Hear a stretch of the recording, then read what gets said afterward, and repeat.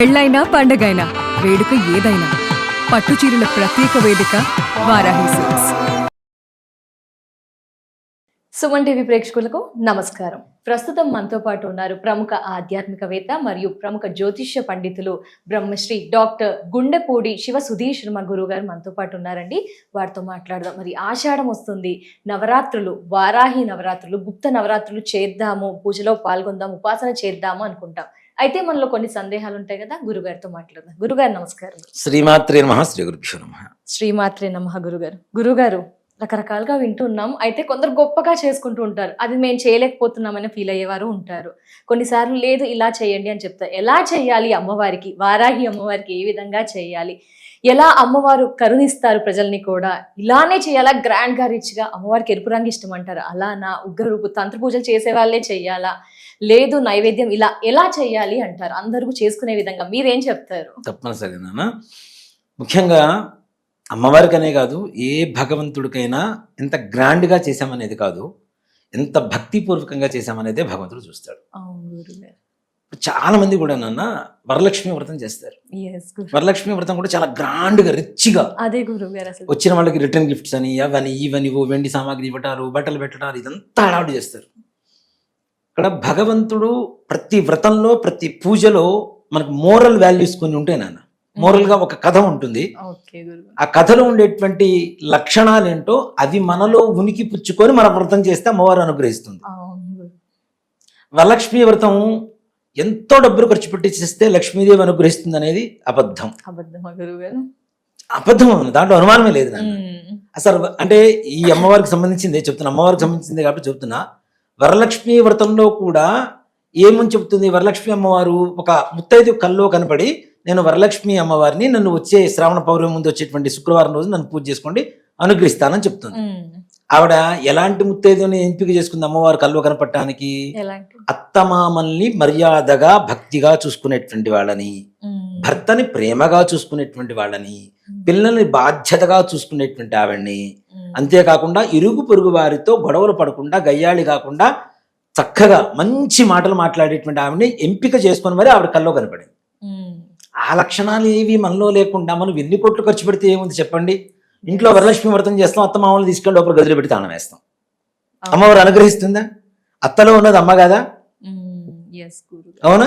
కాబట్టి ఇక్కడ ఎంత భక్తిగా చేస్తున్నాం అనేటువంటిదే భగవంతుడికి ప్రధానమైనటువంటి అంశం. కానీ ఎన్ని కోట్లు ఖర్చు పెట్టాం, ఎన్ని లక్షలు చేసాం, ఎన్ని లక్షలు చేసామనేటువంటి ఖర్చు పెట్టాం అనేది కాదు, ఎన్ని లక్షలు జపం చేసామనేది ఖర్చు పెట్టండి.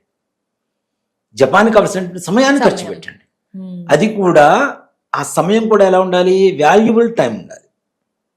ప్యూర్ భక్తితో, స్వచ్ఛమైనటువంటి మనస్సుతో, అమ్మవారి మీద విశ్వాసంతో, మన మీద డ్యూటీ మైండెడ్ గా కూడా చేయకూడదు.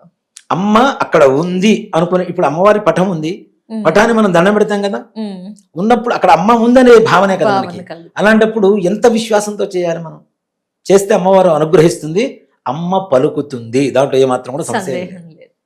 కాబట్టి విశ్వాసంతో చేయడం అనేటువంటిది ప్రధానమైనటువంటి అంశం. అందులోను ఇప్పుడున్నటువంటి రోజుల్లో వారాహి అమ్మవారిని కొంతమంది ఉగ్రదేవతగా, తంత్రదేవతగా, తంత్ర సాధన చేసేటువంటి వాళ్ళు మాత్రమే అమ్మవారి ఉపాసన చేయాలి, అమ్మవారి పూజలు చేయాలనేటువంటి ఒక పరిస్థితి తీసుకొస్తున్నారు, భయాందోళన గురి చేస్తున్నారు. వారాహి ఏమవుతారమ్మా?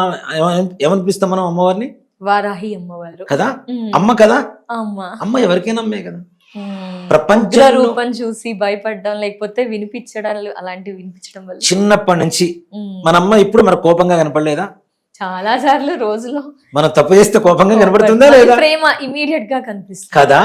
మరి తప్పుగా చేస్తే అమ్మవారి కోపం వస్తుంది, కానీ అమ్మవారిని భక్తితో చేస్తే ఎందుకు కోపం వస్తుంది?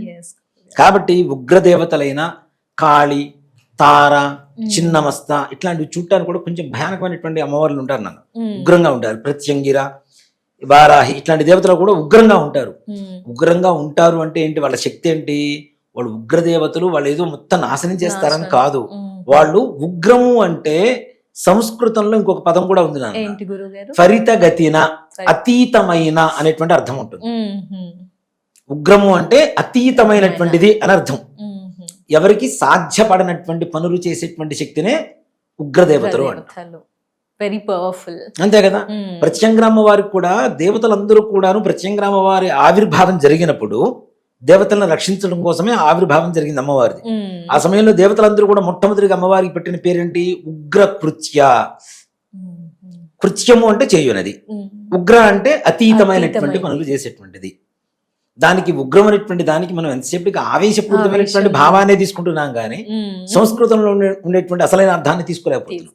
కాబట్టి వారాహి అమ్మవారు ఏ మాత్రం కూడా ఉగ్రదేవత కాదు.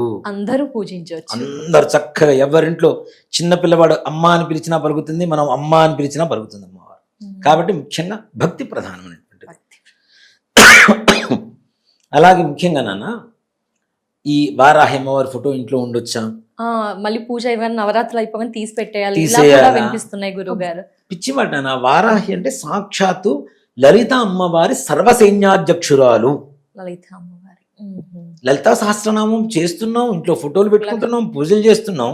అమ్మవారు సర్వసైన్యాధ్యక్షురాలు లేకుండా అమ్మవారు ఎలా ఉంటుంది? లలిత అమ్మవారు, వారాహి, మాతంగి వీళ్ళందరూ అమ్మవారిలోంచి ఉద్భవించినటువంటి వాళ్ళేగా. అవునా?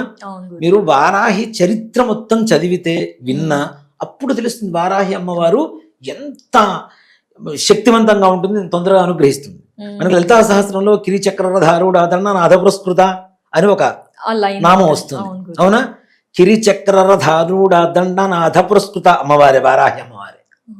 మనం ప్రత్యక్షంగా లలితా సహస్రంలో చెప్పుకుంటూ కూడా మళ్ళీ అమ్మవారిని వేరు చేసి మాట్లాడుతున్నామంటే కొన్ని రోజుల తర్వాత తీసి పక్కకు పెట్టేసి మళ్ళీ సంవత్సరం తర్వాత తీసి తెచ్చుకుంటున్నాం. మన ఇంట్లో అమ్మని అంతే చేస్తామా? అవసరమైనప్పుడు దగ్గర పిలుచుకొని అవసరమైనప్పుడు పక్కన నెట్టేస్తామా? కాదు కదా. అమ్మ ఎప్పుడు అవసరమే, మనకి అమ్మ అనుగ్రహం ఎప్పుడు అవసరమే. ఈ అమ్మవారు కూడాను మన అమ్మల లాంటి అమ్మల్ని ఎంతో మందిని కన్నా తల్లి కాబట్టి విశ్వానికి మొత్తానికి జగన్మాత. ప్రపంచంలో ఉన్నటువంటి చీమ దగ్గర నుంచి మనిషి వరకు ఉండేటువంటి సకల కోటి జీవరాశులకు ఆవిడ తల్లి ఆధారభూతమైనటువంటి శక్తి. కాబట్టి ఆవిడని ఆరాధించడంలో ఏమాత్రం కూడా సమస్య రాదు, భయపడాల్సిన అవసరం లేదు. వారాహి అమ్మవారి ఫోటో ఇంట్లో పెట్టుకోవచ్చు, చక్కగా కలశం పెట్టుకోవచ్చు, పూజ చేసుకోవచ్చు. నవరాత్రులు అయిన తర్వాత మరలా చక్కగా పఠాన్ని ఇంట్లో లక్ష్మీదేవి స్థానంలో ఉంచండి. భూవరాహ స్వామి ఉన్నారు నాన్న మనకి తిరుపతి వెళ్తే ఫస్ట్ భూవరాహ స్వామి వారిని దర్శనం చేసుకున్న తర్వాత వెంకటేశ్వర స్వామి వారిని దర్శనం చేసుకోవాలని ఆనవాయితీ. అవునా? వరాహ స్వామి వారికి వెంకటేశ్వర స్వామి వారి ఇచ్చినటువంటి వరం కూడా. ఆయన వరాహమూర్తి అయితే ఈవిడ వారాహి మూర్తి. మరి లక్ష్మీ స్వరూపమే కదా. అందుకనే ఇప్పుడు మేము కట్టబోయే దేవాలయంలో కూడా త్రిశక్తి పీఠం చెప్పి కడుతున్నాను నాన్న. దీంట్లో కూడా రాజశ్యామల అంటే సరస్వతి, ప్రత్యంగిరా అంటే కాళి, వారాహి అంటే లక్ష్మి, మహాలక్ష్మి, మహాకాళి, మహాసరస్వతి. కాబట్టి త్రిశక్తి పీఠం అని చెప్పి పేరు పెట్టాము. కాబట్టి ఆవిడ లక్ష్మీ స్వరూపంగా పూజ చేసుకోవచ్చు. నిజంగా ఒక మాట చెప్పాలంటే నాన్న, ఆవిడకి పూజ చేస్తే అవ్వని పనులంటే ఏవీ లేవు నాన్న. మనకి ఉన్నత పదవులను ఇస్తుంది, సర్వజన ధన జన వశీకరణం కలుగు చేస్తుంది. భూ వివాదాలు ఉంటాయి కొంతమందికి. ఇప్పుడు ఒక స్థలాన్ని కొంటారు, దాని మీద డబుల్ రిజిస్ట్రేషన్, త్రిబుల్ రిజిస్ట్రేషన్ ఉండి ఇష్యూస్ జరుగుతూ ఉంటాయి. అలాగే అన్నదమ్ముల మధ్యలో, అక్క చెల్లెళ్ళ మధ్యలో కోర్టు వ్యవహారాల్లో, భూ వివాదాలు, కోర్టు వ్యవహారాలు ఉంటాయి. వాటిల్లో నిజంగా మీ వైపు ధర్మం ఉంటే జయం మీదే. అధర్మం ఉన్న చోట అమ్మవారు ఉండదు కదా. అంతే కదా. కాబట్టి అధర్మంగా మనం ఏదో పక్క వాళ్ళ ఆస్తిని అన్యాక్రాంతంగా ఆక్రమించాలనుకుంటే అమ్మవారి పూజ చేస్తాను నాకు కావాలంటే ఇవ్వదు. ఎటువైపు ధర్మం ఉంటుందో అటువైపు ఇస్తుంది అమ్మవారు. అలా భూ వివాదాలు తొలగిపోవడానికి నిజంగా ఇవాళ రోజున ప్రతి మానవుడి సగటు కళ గృహయోగం, సొంత ఇంటి కళ. అవునా? అలాంటి గృహయోగం కలగాలి అంటే అమ్మవారే సాక్షాత్. ఇక్కడ చాలా మంది, కొంతమంది అడ్వాన్స్లు కడుతుంటారు, క్యాన్సిల్ చేసుకుంటుంటారు, లోన్లు రాక కొంతమంది క్యాన్సిల్ చేసుకుంటారు, కొంతమంది ఇల్లు కొనుక్కొని లోన్లో తీసుకొని కట్టలేక ఆక్షన్లో పడిపోయేటువంటి ఇల్లు చాలా ఉంటాయి. అలాంటి పరిస్థితి రాకుండా ఉండాలంటే వారాహి అమ్మవారిని గట్టిగా కాళ్ళు పట్టుకోండి. ఆవిడ పాదాలు పట్టుకుంటే 100% గృహయోగం కలుగుతుంది, ధనయోగం కలుగుతుంది, ఉన్నత ఉద్యోగ స్థితి కలుగుతుంది, ఉన్నతంగా పదవి, రాజకీయ నాయకులకు కూడా ఉన్నతమైన పదవి యోగం కాలవాలి అంటే అమ్మవారిని ఆరాధన చేస్తే తప్పనిసరిగా యోగం కలుగజేస్తుంది. మరి గురువు గారు, ఈ 365 రోజులు ఉండగా ఈ 9 రోజులు ఏంటి విశిష్టత? గుప్త నవరాత్రులు ఈ 9 రోజులు ఎందుకు అమ్మవారిని ఇంకా నిష్టగా పూజించాలంటారా? మిగతా రోజులు పని చేయవు అంట. ఏంటి 9 రోజులు స్పెషల్? ఒకటి చెప్తానన్నా, మనకి 365 రోజులు ఉంటాయి. 365 రోజులు మన పుట్టినరోజు మనం స్పెషల్ కనపడతామా లేదా? ఎస్ గురువు గారు. అవునా? రోజు అలాగే అమ్మవారు ఆవిర్భావం యుద్ధ అంటే శత్రు సంహారం చేయడం కోసం యుద్ధానికి 9 అవతారాలు ఎత్తింది. ధూమ్ర వారాహి, ఉగ్రవారాహి, ఇట్లాగా కొన్ని వారాహి అమ్మవారి అవతారాలు ఉన్నాయి.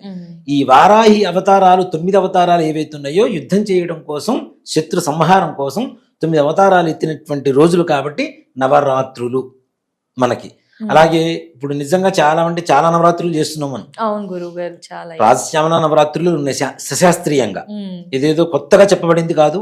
వారాహి నవరాత్రులు ఇవన్నీ కూడా అంటే నాన్న మనకు తెలిసింది ఏంటంటే 2 నవరాత్రులు ఎక్కువగా, దసరా దేవి నవరాత్రులు ఒకటి, గణపతి నవరాత్రులు ఒకటి. ఈ 2 జనాలు బాగా ప్రాచుర్యం ఉండేవి బాగా. అసలు గణపతి నవరాత్రులు కూడా అతి తక్కువ కాలంలో ప్రాచుర్యంలోకి వచ్చినటువంటి రోజులు అని చెప్తా. దేవి నవరాత్రులు సనాతన నుంచి ఉన్నాయి, గణపతి నవరాత్రులు కూడా అసలు శాస్త్రంలో లేవు, కొత్తగా తీసుకొచ్చింది. స్వాతంత్ర సమరంలో ఆ సమయంలో జనాలందరూ, మన భారతీయులందరూ ఒక చోట కూడుకోవడానికి అడ్డంకుగా ఉన్నటువంటి బ్రిటిష్ వాళ్ళు అభ్యంతరం పెడుతూ ఉంటే గణపతి నవరాత్రులు అని చెప్పి లాల్ బహదూర్ శాస్త్రి గారు అప్పుడు ప్రారంభించారు. వీళ్ళందరూ ఒక చోట మీటింగ్ అవ్వడం కోసం, సమావేశం అవ్వడం కోసం. దేవుడి కోసం ఉన్నారంటే ఎవరే మాట్లాడరుగా. ఆ సమయంలో వీళ్ళు దేశం కోసం, స్వతంత్రం కోసం కావాల్సినటువంటి యుద్ధ ప్రణాళికలు, చేయాల్సినటువంటి ప్రణాళికలన్నీ కూడా మాట్లాడుకోవడానికి సమావేశపడేవాడు. అసలు దేవి నవరాత్రులు ఉన్నాయి. అలాగే ఉన్న నవరాత్రులు మొత్తం కూడాను అమ్మవారికి సంబంధించినట్వే ఉన్నాయి, గ్యారెంటీ, దాంట్లో ఏమాత్రం కూడా సంశయం లేదు.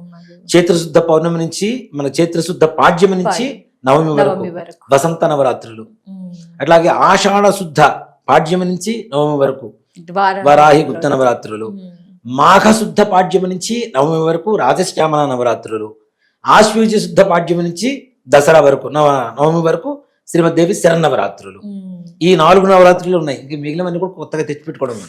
ఒక మాట చెప్పాలంటే ఈ నవరాత్రులు ఎందుకు చేయాలి అంటే ఆయా సమయాల్లో ఆ దేవతలు అనేక రకాలైనటువంటి రూపాలు, అవతారాలు దాల్చుతూ యుద్ధంలో పాల్గొని శత్రు సంహారం చేశారు.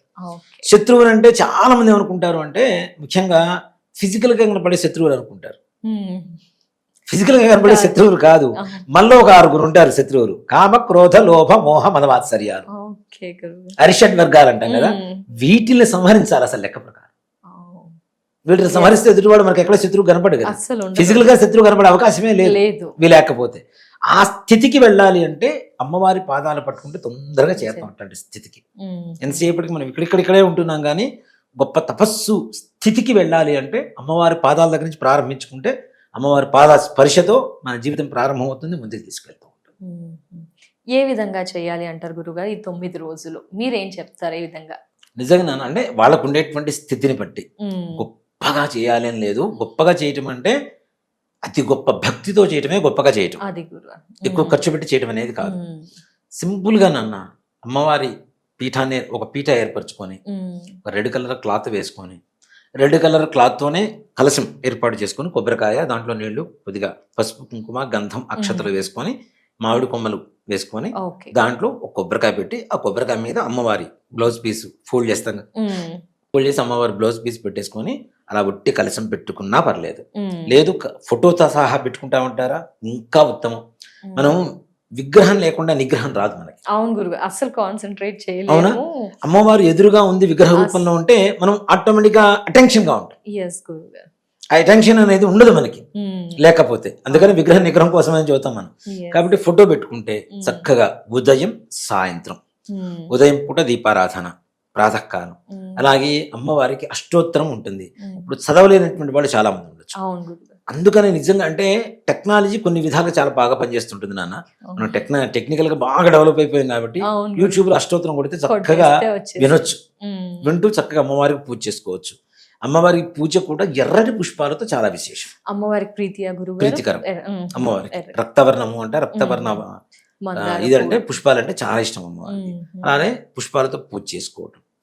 ధూపం ఇక్కడ నిజంగా గుర్తుపెట్టుకోండి, శాస్త్రం ఒకటే చెప్తుంది, ధూపం మినహా పూజ అప్రశస్తం, సూపం మినహా భోజనం అప్రశస్తం. పప్పు లేని భోజనం, ధూపం లేని పూజ రెండూ కూడా పనికిరావని చెప్తుంది శాస్త్రం. కాబట్టి ధూపాన్ని ప్రధానంగా చూడండి.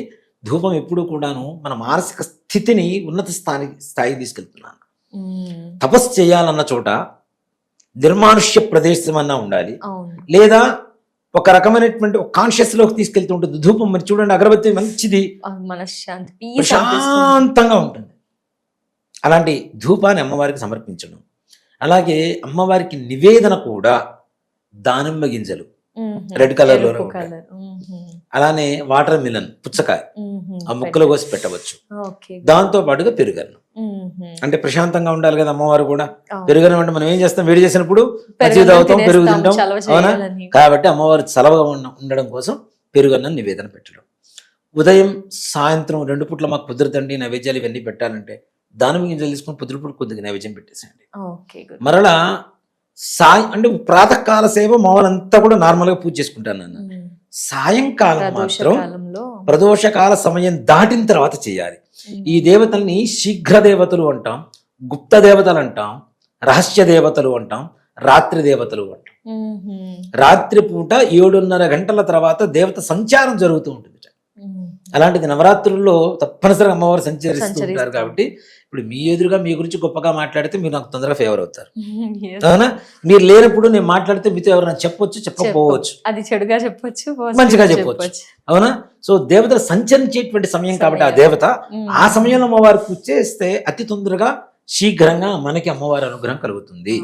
కాబట్టి రాత్రి 7:30 గంటల తర్వాత ఈ సమయాలు కూడా నిజంగా చాలా మంది ఉద్యోగస్తులకి చాలా ప్రశాంతంగా ఉండే సమయం. చక్కగా ఆఫీస్ కూడా వచ్చిన తర్వాత కూడా చేసుకోవచ్చు. ఇక్కడ ఇంకోటి ఏంటంటే 7:30 గంటల దగ్గర నుంచి తెల్లవారుజాము 4 గంటల వరకు అమ్మవారు సంచరిస్తూ ఉంటారు. ఇంత ఆలస్యమైన బాధపడాల్సిన అవసరం లేదు, భయపడాల్సిన అవసరం లేదు, గాబరా పడి అటెన్షన్ పెట్టకుండా హడావుడి పడాల్సిన అవసరం లేదు, అవి ప్రశాంతంగా చేసుకోవచ్చు. కాబట్టి రాత్రి కాలంలో అమ్మవారు పూజ చేయండి.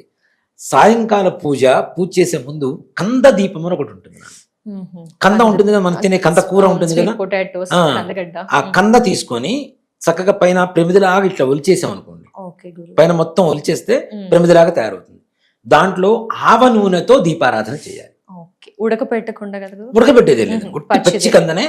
ఈ పచ్చి కందను ఇట్లా ఒలిచిన తర్వాత శుభ్రంగా దాన్ని పసుపు పూసి కుంకుమ బొట్లు పెట్టి అలంకరించి ఓ తమలపాకు వేసి అమ్మవారి పటం ముందు తమలపాకు మీద ఈ కంద ముక్కను పెట్టేసి ఆ దీపాన్ని దాంట్లో మన ఆవ నూనె అలాగే ఒత్తి వేసి 3 ఒత్తులు కలిపి ఒకటే ఒత్తిగా తయారు చేసి అమ్మవారు ఎదురుగా పెట్టి పూజ చేయండి.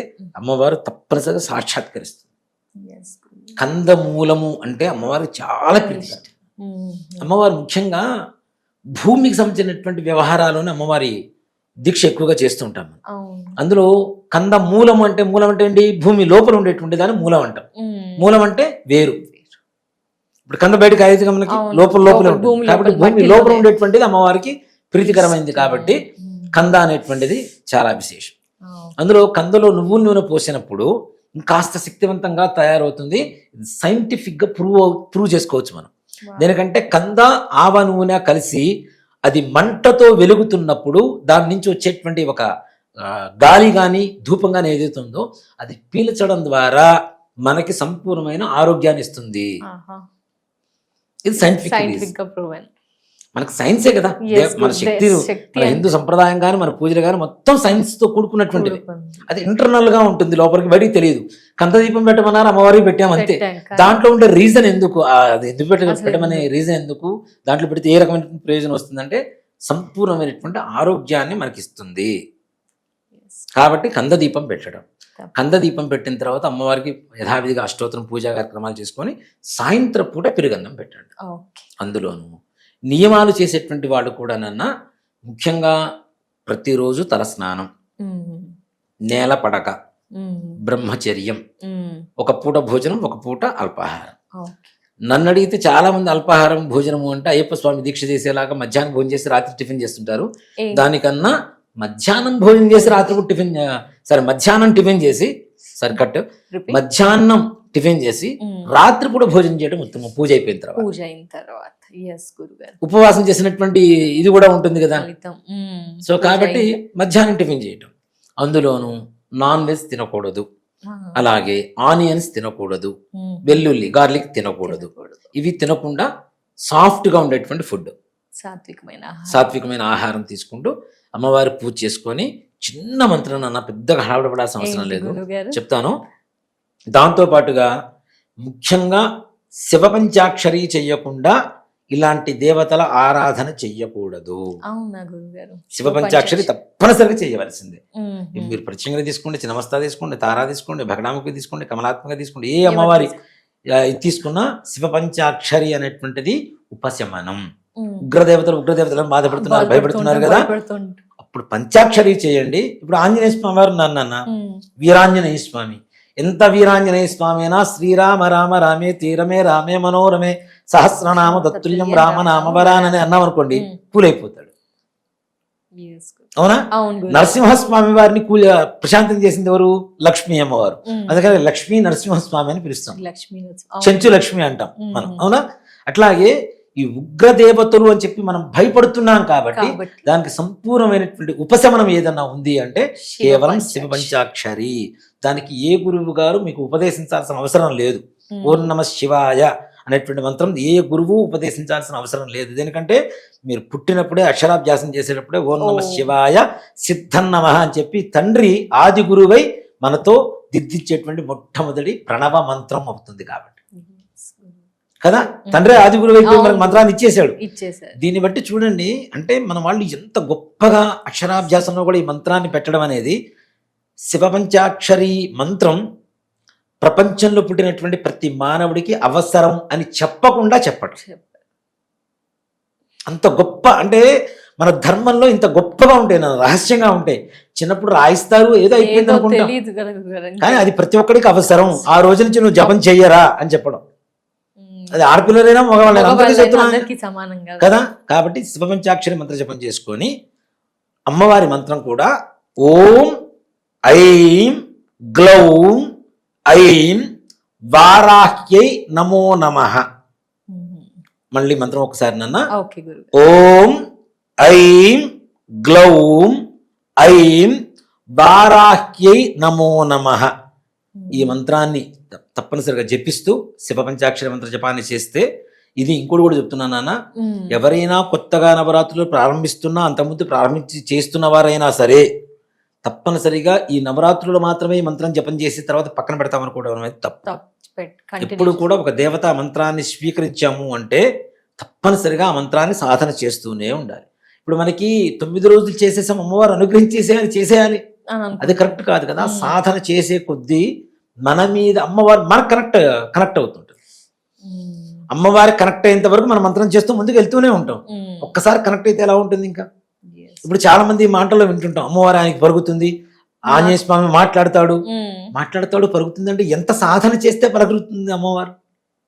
కాబట్టి ఈ సాధన ఎప్పుడు కూడా చేస్తూనే ఉండాలి. ఎప్పుడు కూడా మంత్రం ఒకసారి గురువుగారి దగ్గర నుంచో లేదంటే ఈ విధంగా అయినా సరే, ఇప్పుడు మంత్రం కూడా నాన్న ఈ మనం చెప్పిన మంత్రాన్ని కూడా ఒక పేపర్ మీద రాసుకొని అమ్మవారి పటం ముందో శివుడి పటం ముందో పెట్టుకొని శివుడే మనకు ఉపదేశిస్తున్నట్టుగా ఒకసారి తీసుకొని ప్రారంభించుకుంటే ఇంకా గొప్పగా ఉంటుంది. ఈ విధంగా నవరాత్రులు చేసుకోండి. తప్పనిసరిగా అమ్మవారి అనుగ్రహంతో మీకు ఉండేటువంటి సకల సమస్యలు కూడా తీరిపోతాయి. తప్పకుండా. ధన్యవాదాలు గురుగారు. చాలా విలువైన ఇన్ఫర్మేషన్. అంటే వారాహి నవరాత్రిలో చాలా మందికి సందేహాలు ఉన్నాయి. ఆనవాయితీగానే చేసుకున్న ఆచారం, తంత్రశాస్త్రాలు తెలిసిన వాళ్ళు ఇవన్నీ, కానీ వాటన్నిటి కూడా అద్భుతమైన వివరణ మా ప్రేక్షకులందరికీ కూడా మంచి వివరణ తెలియజేసినందుకు నమస్కారం గురుగారు. శ్రీమాత్రే నమః. శ్రీ గురుభ్యో నమః.